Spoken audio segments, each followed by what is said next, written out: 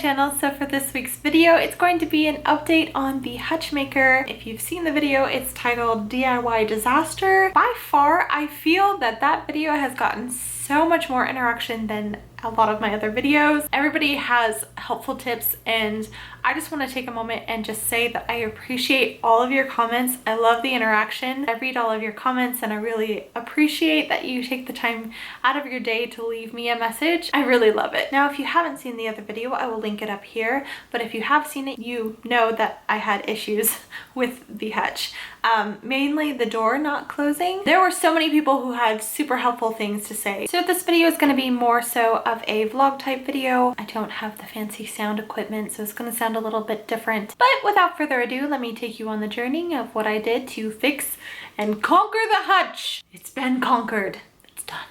Okay guys, here is an update with the Hutch situation. I have followed a bunch of your guys' advice, and I tried the hinges on every single possible combination. It took forever, and I guess it worked a little bit. I have two doors that now close. This one closes, and the top one closes now. This one still does not close. I'm not going to mess with these because I took one hinge off of the top one originally, and it didn't go back on and close properly. So I'm actually terrified of taking the hinges off again once I got two doors working. So I think what I'm going to do is I am going to take off the hinge off the top because it looks like it's mainly catching, maybe a little bit on the bottom too, but it's mainly catching on the top. So what I'm going to do is I'm going to possibly just try to carve out a little bit more in this little section here, and we'll see if that helps it. I'm hoping it does, because I really want this project to be just complete. It's just been sitting in my living room, and honestly I'm just tired of looking at it at this point.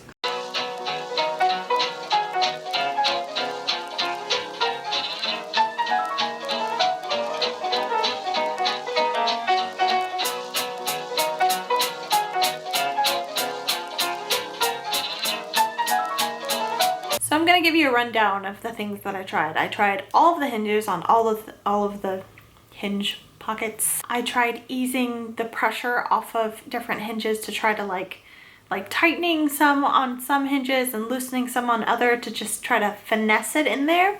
That didn't work either. I tried sanding all of the paint off. Didn't work. Also, a bunch of people suggested that the doors might be backwards.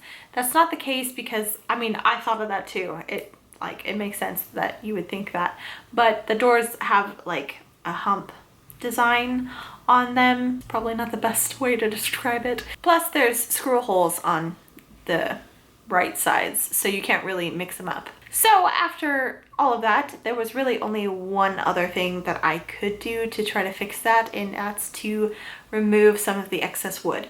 Now, this seems great and dandy, but I am terrified. I did not pay that much for this Hutch. It was basically pretty much being given away. It was at a thrift store, so what I paid was not the highest quality, and I did not think that it was solid wood.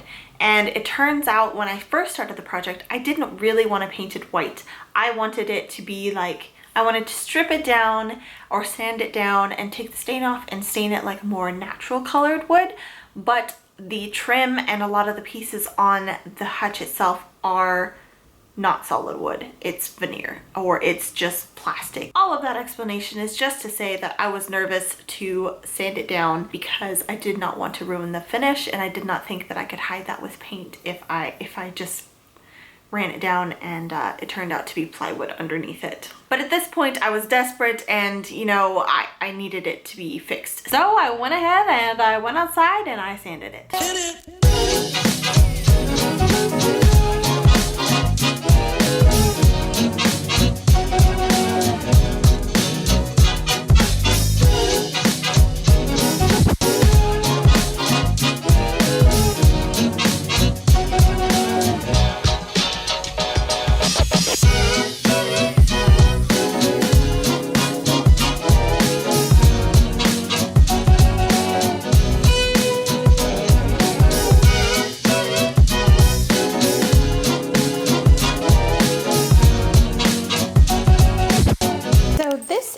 the other issue that actually happened with the Hutch. It's obviously on the ground right now, but the planks on the back that I had put up, the adhesive just wasn't enough to keep them down there. And that's not really a big deal. I kind of figured it might do that. I just am going to use the same clear Gorilla Glue that I used for my DIY headboard and just glue it down first and re-stick them.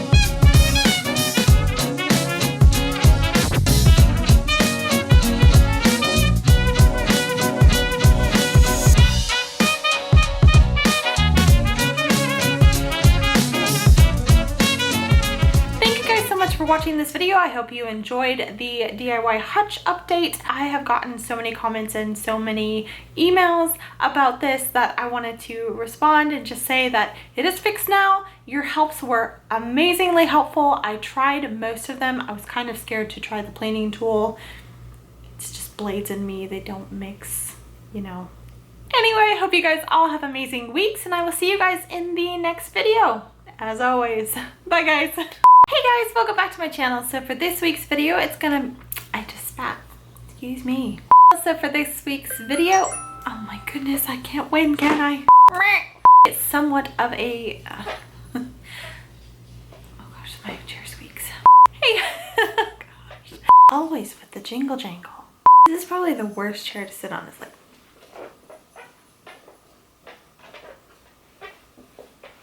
now that I'm intentionally trying to squeak it, it doesn't squeak, of course.